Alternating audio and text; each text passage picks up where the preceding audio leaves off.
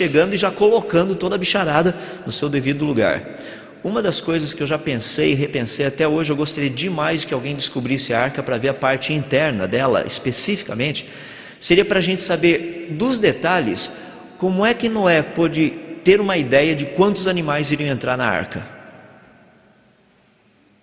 Eu sei que não era fazendeiro, será que também ele era zoólogo? Ou seja, ele sabia do número de espécies ou de tipos básicos que existiam para saber onde colocar todo esse negócio? Bom, de qualquer forma, isso aí são coisas ainda que a gente está trabalhando em cima e pensando a respeito. Na parte dos peixes, essa é a parte mais tranquila. Assim não tem muitos problemas, porque o que mais tinha fora da arca era água. Então não seria o problema maior. Mas resta aquele problema que o pessoal fala, mas como é que fica essa questão de peixe de água doce e peixe de água salgada? Hoje, com vários estudos que nós fazemos, inclusive fora do planeta Terra, utilizando, por exemplo, o planeta Júpiter, nós vemos que existem lugares em que coisas diferentes não se misturam com facilidade. Por exemplo, o planeta Júpiter tem muitos gases na sua atmosfera. E você percebe que claramente que esses gases não se misturam. Tem aquele famoso olho vermelho, que já está lá em cima há mais ou menos quase 300 anos, pelo menos, se não fizer mais tempo. É um mega furacão que dá para você colocar quase 5 terras dentro dele, e ainda sobra espaço. É um furacãozinho assim, meio light. Imagina o contexto. Esse negócio todo funcionando e não se misturando.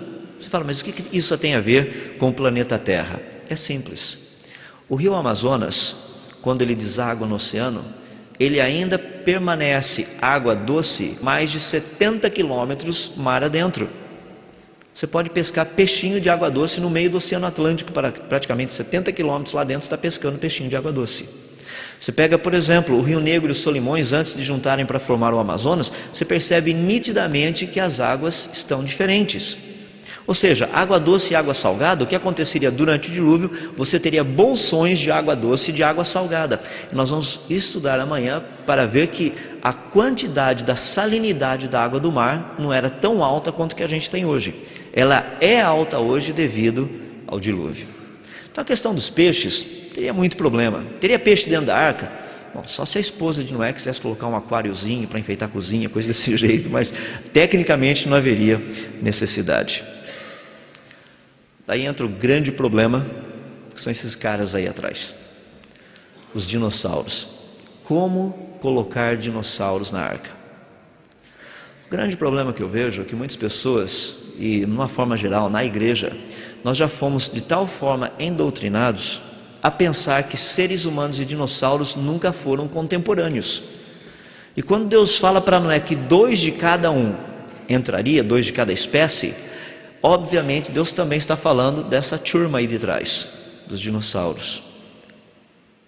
O grande problema que as pessoas têm é como colocar todos esses animais na arca, incluindo os dinossauros. Daí a nossa pergunta: Noé teria colocado animais adultos ou filhotes? A resposta é simples: filhotes. Por quê? Porque é assim que a gente tem o hábito de transportar animais, por exemplo, da África para o zoológico. A gente leva animais pequenos, muito mais fácil para adaptação. Imagina Noé chegando para um dos filhos dele falando assim, ó, pega aquele Tyrannosaurus Rex. O Sem dá uma olhadinha para o cão e fala, isso daí é trabalho para o Jafé. E vai lá o Jafé fala, tá bom, eu pego, onde é que está o pecinha? Ele vai lá, pegaria um Tyrannosaurus Rex, filhote de mais ou menos uns 60 centímetros, um negocinho dessa altura assim, um catatalzinho, pega e fala, se morder eu te bato ainda. Segura e leva embora e coloca lá dentro da arca. Um macho e uma fêmea. Imagina cão carregando um brachiosauro. Um brachiosauro, quando filhote, ele tinha mais ou menos 50 centímetros. Pega no seu colo e leva o brachiosauro para dentro da arca. Sem nenhum problema. Você sabia que os elefantes, na sua maioria, são mais pesados quando filhotes do que a maior parte dos dinossauros? Acho que ninguém queria carregar o elefante para dentro da arca, porque aquilo era pesado. O resto era meio tranquilo assim. Ou seja, a questão de levar animais, filhotes, é algo importante. A questão dos animais selvagens, tratamos da área da alimentação. A questão dos carnívoros, principalmente.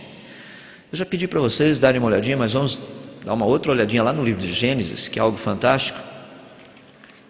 Capítulo 1, verso 29 e verso 30. Eu vou ler apenas o verso 30, que é o que está colocado ali, mas eu gostaria que você lesse, para ficar bem gravado na sua mente esses dois versículos. Deus diz o seguinte, Gênesis capítulo 1, versos 29 e 30. Disse Deus: eis que lhes dou todas as plantas que nascem em toda a terra e produzem sementes, e todas as árvores que dão frutos com sementes, elas servirão de alimento para vocês. Deus está falando isso para Adão e Eva, ou seja, eles seriam vegetarianos.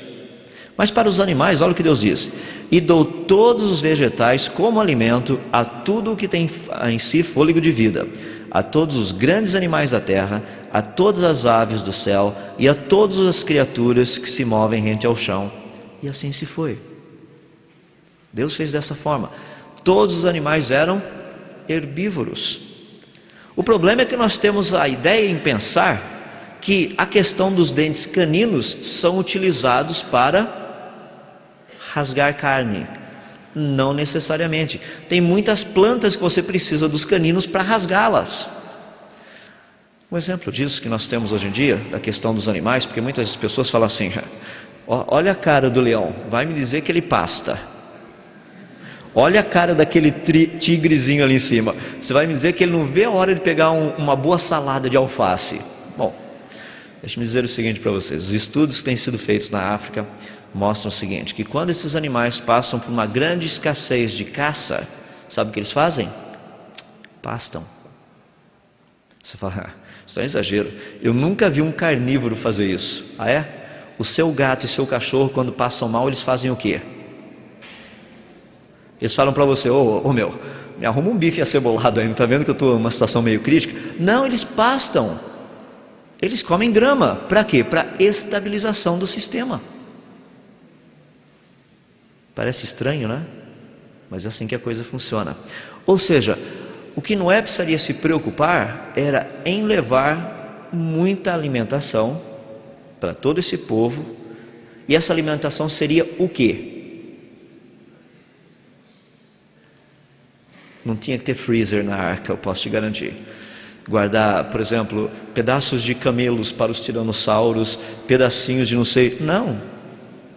Tudo que Noé precisaria levar era simplesmente comida no sentido de vegetais, capim, esse tipo de coisa.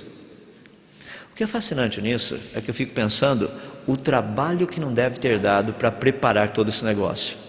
Imagina 371 dias na arca. Imagina você preparando 371 refeições para a sua família, sem contar a comida dos animais. Bom, a comida dos animais era mais tranquilo, não precisa ter uma variedade.